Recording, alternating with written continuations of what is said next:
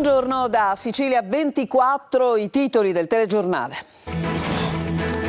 Catania ha trovato cadavere, il pescatore scomparso da Ognina, il corpo trascinato dalle correnti, finito al litorale della Playa. Palermo è definitiva la condanna per gli autori dello stupro di gruppo al Foro Italico. Confermate le pene per i 5 imputati che non hanno fatto ricorso in appello. Al branco pene dai 4 ai 7 anni. Nuovo episodio di aggressione da parte di un cane ad Agrigento. Le vittime sono un bambino di 4 anni e la madre che voleva soccorrerlo. Tornano a manifestare i forestali in Sicilia. Da tutta l'isola hanno raggiunto Palermo per invocare la riforma e chiedere interventi concreti per la categoria. Catania, anarchia, spazzatura e degrado. In viale Mario Rapisardi la denuncia di un comitato cittadino che dice: qui è terra di nessuno. Solo il cognome della madre ai figli. L'ex ministro Franceschini presenterà al Senato una proposta di legge. Abbiamo raccolto le opinioni dei siciliani. Calcio, il Catania senza tifosi al seguito nel derby di domenica al provinciale contro il Trapani. Toscano alle prese con la necessità di sostituire lo squalificato Di Gennaro.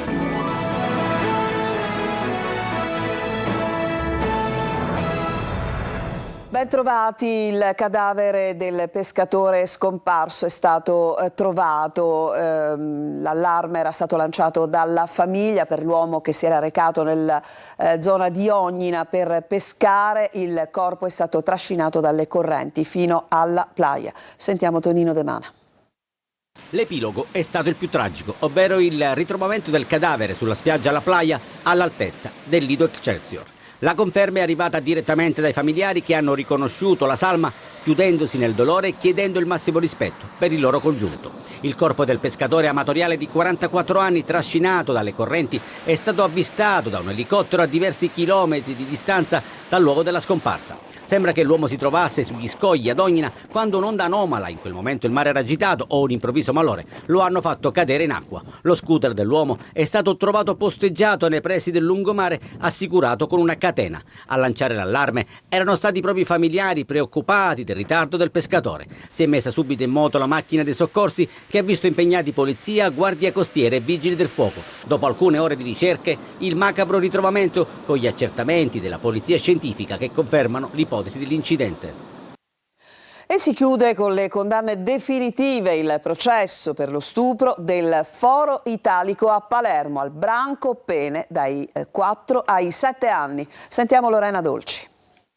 Diventano definitive le condanne di 5 dei 6 ragazzi accusati dello stupro di gruppo di una 19enne violentata in un cantiere abbandonato al Foro Italico di Palermo a luglio di 2 anni fa. I 5 imputati non hanno fatto ricorso in appello e beneficeranno quindi della riduzione di 1/6 della pena come previsto dalla legge Cartabia. Solo uno di loro, Samuele Lagrassa, ha deciso di impugnare la sentenza.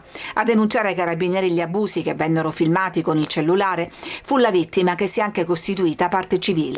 La ragazza, che ha più volte ricevuto minacce, è stata allontanata da Palermo e condotta in una località protetta. Per la violenza è già stato condannato in appello a 8 anni e 8 mesi Angelo Flores, l'unico del branco che al momento dei fatti non aveva ancora compiuto 18 anni. Il giovane ha fatto ricorso in Cassazione. Gli imputati, la cui difesa aveva cercato di dimostrare che la vittima era consenziente, dovranno adesso scontare pene dai 4 ai 7 anni.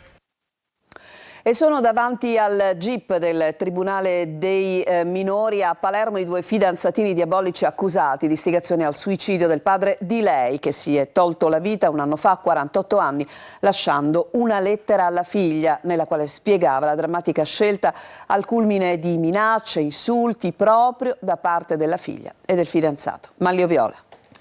È il giorno dell'udienza preliminare davanti al Tribunale dei minori per la ragazzina quindicenne ristretta in comunità con l'accusa di aver istigato il padre al suicidio insieme al fidanzato 17enne.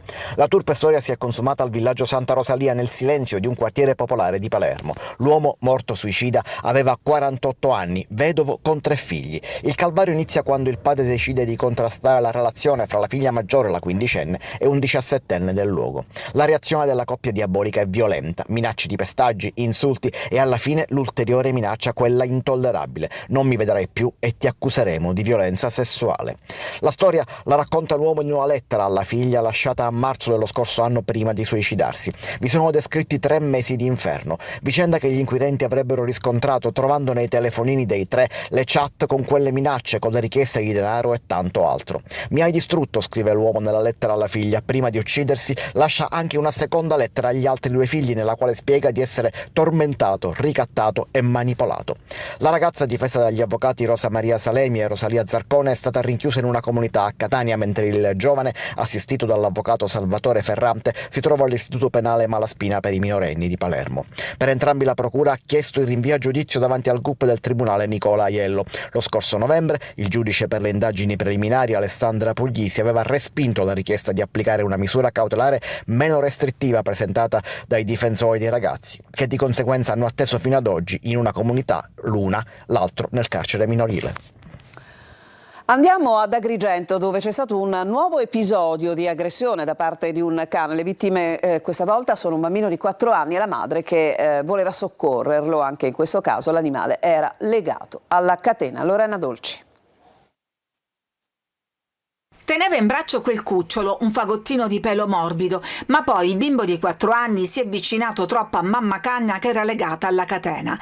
Non è chiaro cosa sia successo, è certo però che il cane all'improvviso lo ha aggredito e morso alla testa, provocandogli una ferita al cuoio capelluto e al collo. La madre del bambino è accorsa in suo aiuto e anche lei è stata azzannata a una coscia. Entrambi sono stati medicati all'ospedale di Agrigento e dimessi con qualche giorno di prognosi. Il fatto è avvenuto nel piazzale dell'abitazione di una casa di campagna ad Aragona, in provincia di Agrigento, dove la cagna, di cui non si conosce la razza, era legata. Una circostanza che, secondo gli educatori cinofili, potrebbe far scatenare l'aggressività dell'animale. Perché? Perché il cane non può avere nessuna fiducia nei riguardi dei proprietari, perché non si può instaurare un rapporto corretto tra cane e proprietario, perché ovviamente c'è una dose di stress di questo cane che mangia quello che deve mangiare e non brucia mai le energie, in quanto è sempre legato. La presenza del cucciolo poi potrebbe aver fatto scattare un istinto di difesa. Io sono convinto che la cagna, prima di mordere nei giorni precedenti, nei mesi precedenti, avrà dato dei segnali, degli avvertimenti. Non succede mai, le cose non succedono mai per caso, improvvisamente. È chiaro che il proprietario deve avere la capacità di leggere il cane e capire questi avvertimenti. 4 giorni fa nel Trapanese una donna di 62 anni, Rina Licari, era morta a causa dei morsi del cane di famiglia, anche in quel caso legato nel garage di casa. Un testo di legge che prevede il divieto di tenere il cane alla catena è passato alla Camera e attende adesso il via libera dal Senato. E adesso cambiamo decisamente argomento, chiedono quella riforma che a loro giudizio è stata insabbiata.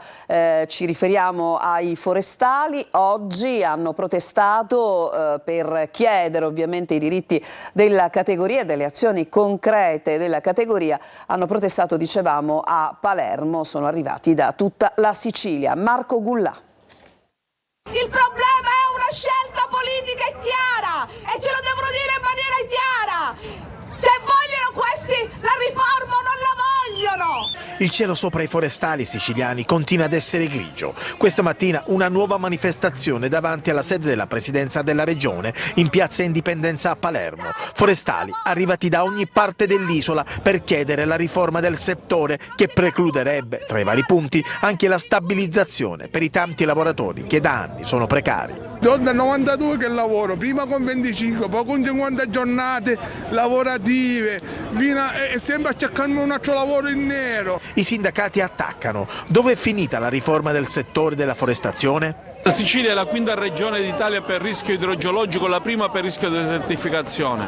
Questo imporrebbe un governo del territorio adeguato e per avere un governo del territorio adeguato servono i giusti investimenti. Non abbiamo avuto nessun risultato o nessun riscontro da parte di questo governo. Nell'ultimo mese abbiamo cercato di intercettare più volte l'ufficio di presidenza o il presidente, perché ad oggi pensiamo che il governo deve prendersi un impegno forte. Sembrano le battaglie di Don Chisciotte, purtroppo, per colpa di una politica e di un governo che è sordo. I lavoratori forestali siciliani sono lavoratori a tempo determinato, come lo sono tanti lavoratori.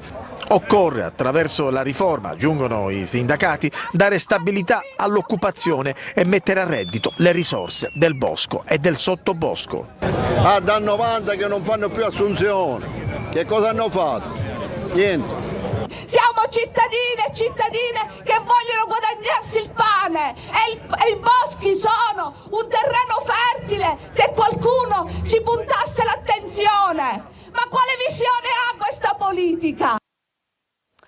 Agrigento, capitale 2025 in crisi, si dimette anche il direttore generale della Fondazione Roberto Albergoni. Davide Sardo. Agrigento, capitale italiana della cultura 2025, perde un'altra figura chiave. Roberto Albergoni, direttore generale della Fondazione e principale artefice del dossier che ha portato la città alla vittoria del titolo, ha rassegnato le dimissioni. Una scelta che arriva in un momento delicato e che apre nuovi interrogativi sul futuro dell'evento. Si tratta della seconda uscita di rilievo nel giro di pochi mesi. A gennaio, subito dopo l'inaugurazione ufficiale alla presenza del Presidente della Repubblica Sergio Mattarella, aveva lasciato il Presidente della Fondazione Giacomo Minio tra accuse di cattiva gestione e malumori crescenti sulla macchina organizzativa. La sua uscita aveva già evidenziato tensioni interne e difficoltà operative, ora aggravate dall'addio di Albergoni. Nel frattempo, la programmazione dell'evento mostra già le prime crepe. 2 importanti appuntamenti sono stati rinviati per mancanza di fondi. Il primo è l'incontro con i filosofi Massimo Cacciari, Vito Mancuso e Marcello Veneziani, inizialmente previsto per il 9 aprile. Il secondo è l'Efebo d'Oro, il prestigioso premio cinematografico che si sarebbe dovuto tenere dal 27 al 29 marzo. Con 2 figure chiave fuori gioco e i primi appuntamenti saltati, la Fondazione si trova ora davanti ad una sfida cruciale: riorganizzare la governance e dare un segnale di stabilità. Ma il tempo stringe e il rischio è che quella che doveva essere un'occasione di rilancio per Agrigento si trasformi in un'opportunità sprecata. Pioggia e vento in questo fine marzo, una situazione che ci accompagnerà alle porte di aprile. Oggi allerta gialla in Sicilia, nel versante orientale, ma nei prossimi giorni la perturbazione potrebbe spostarsi anche nella zona occidentale dell'isola. Francesco Triolo. Altro che abbandonare impermeabili ed ombrelli, la Sicilia è al centro e lo sarà per almeno una settimana di una perturbazione che già da oggi sta interessando tutto il versante orientale, con piogge insistenti e temporali sparsi, anche di forte intensità, accompagnati da fulmini e forti raffiche di vento.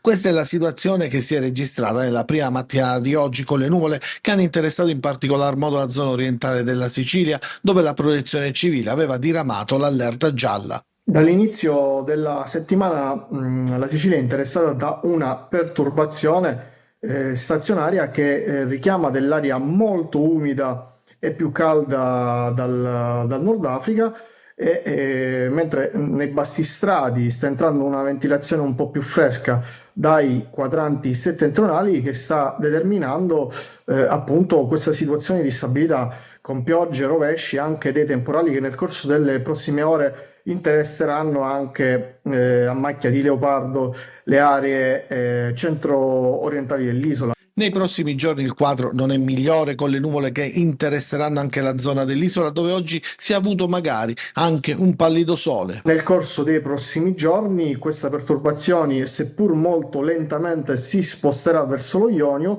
cambierà la circolazione, avremo venti che già a partire dalla giornata di venerdì ruoteranno dai quadranti occidentali e porteranno piogge e rovesci soprattutto sulle aree tirreniche, quindi sulla zona settentrionale dell'isola, tra il Messinese e il Palermitano, e sull'area occidentale, che finora è stata risparmiata da questa ondata di maltempo. Sembra ormai essersi esaurito invece il fenomeno della sabbia del Sahara, che nei giorni scorsi è arrivata sin oltre la Sicilia. Adesso ci spostiamo a Catania, dove anarchia, spazzatura e degrado regnano, in particolare, così denuncia un comitato cittadino, in Viale Mario Rapisardi. È andato a verificare per noi Tonino De Mana.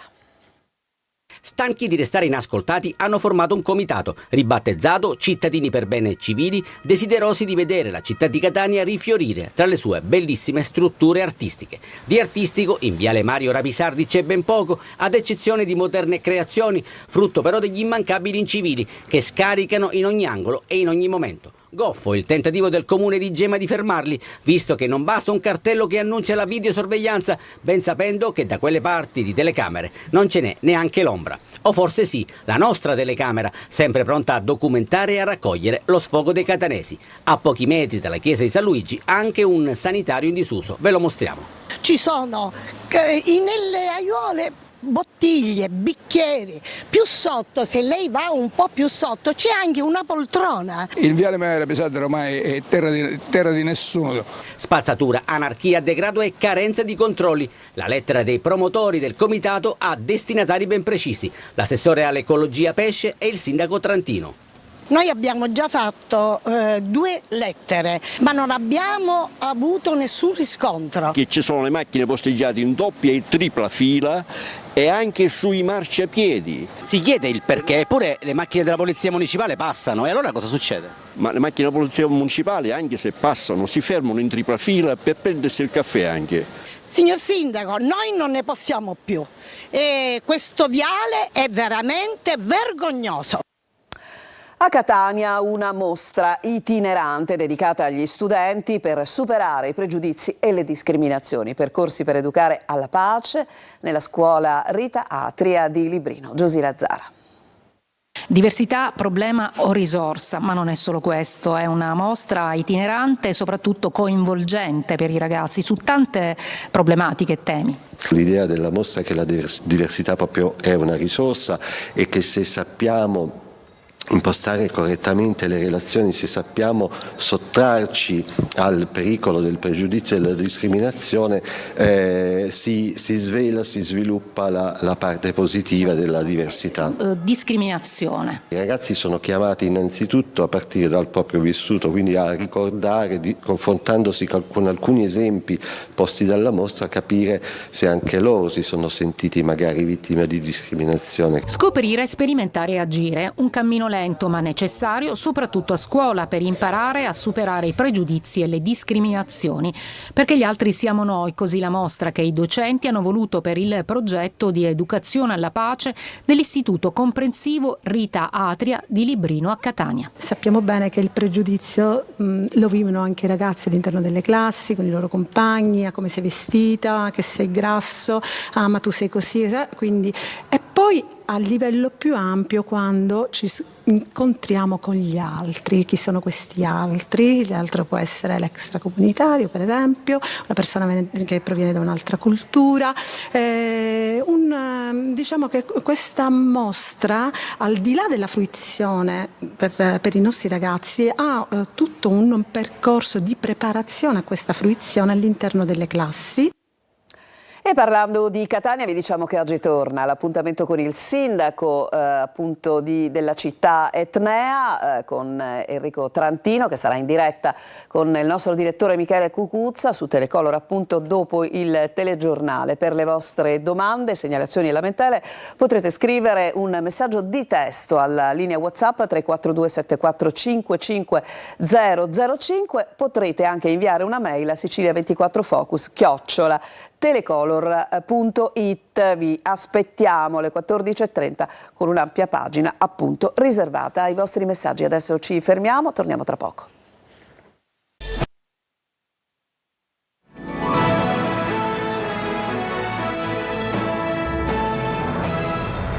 Seconda parte del telegiornale, solo il cognome della madre e figli. L'ex ministro Dario Franceschini presenterà al Senato una proposta di legge. Ma cosa ne pensano i siciliani? Sentiamo. Veronica Barbarino. E dopo secoli in cui i figli ricevono il cognome del padre, è proposta di questi giorni da parte dell'ex ministro Franceschini quella di portare in Senato una nuova legge, ovvero quella di dare il cognome della madre ai figli. Una proposta che fa discutere. Non sono d'accordo. Perché?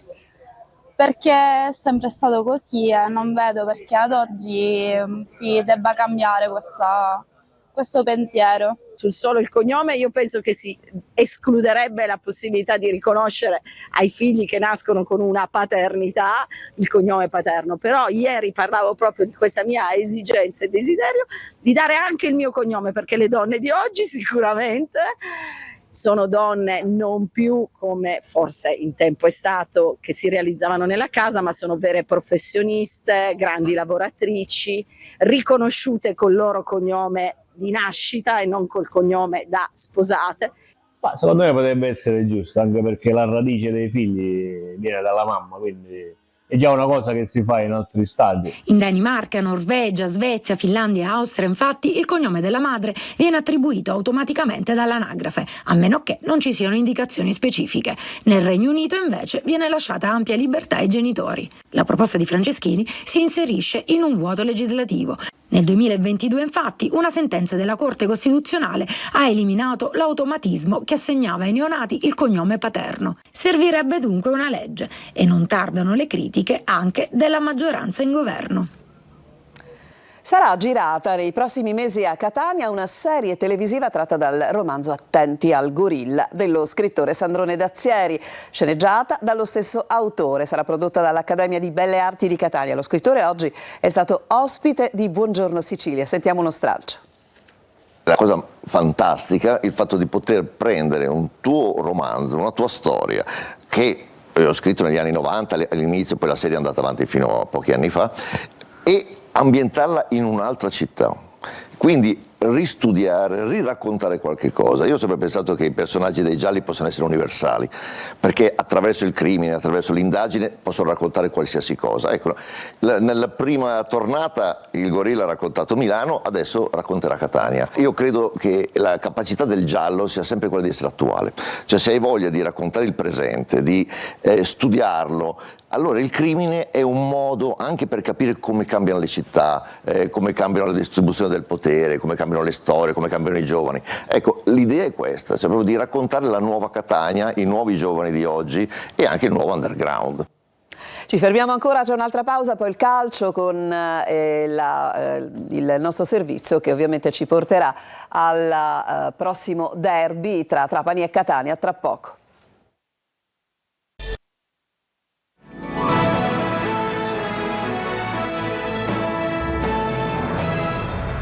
Siamo al calcio, trasferta Trapani vietata ai tifosi del Catania, la decisione presa per motivi di sicurezza. Sentiamo.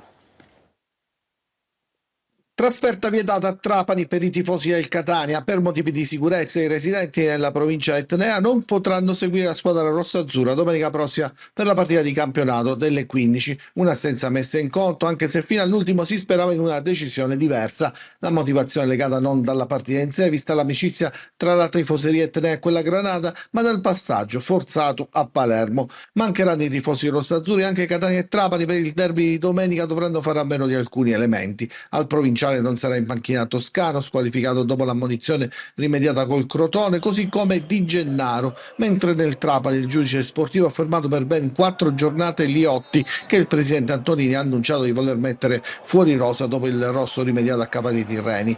Rientrato invece in casa Granata, la Grana allenatore, Torrente non si è dimesso, la società ha deciso di continuare così. Ecco quindi l'avvicinamento alla partita del provinciale che Telecolor trasmetterà in chiaro ed esclusiva dalle 14. È incentrata molto sui possibili sostituti e su come potrebbe cambiare anche il sistema di gioco dei rossazzurri. Toscano per sostituire Di Gennaro ha già la soluzione in tasca, in difesa infatti è pronto per una maglia da titolare del Fabbro. Difficile che il tecnico cambi qualcos'altro in difesa, dove c'è sempre il ballottaggio Gega-Allegretto, ma il primo ha fatto bene sia a Messina che contro il Crotone e quindi difficilmente verrà sostituito. Il vero nodo è quello dell'attacco, soprattutto perché è legato all'assenza di Inglese e alle condizioni fisiche precarie di Montalto.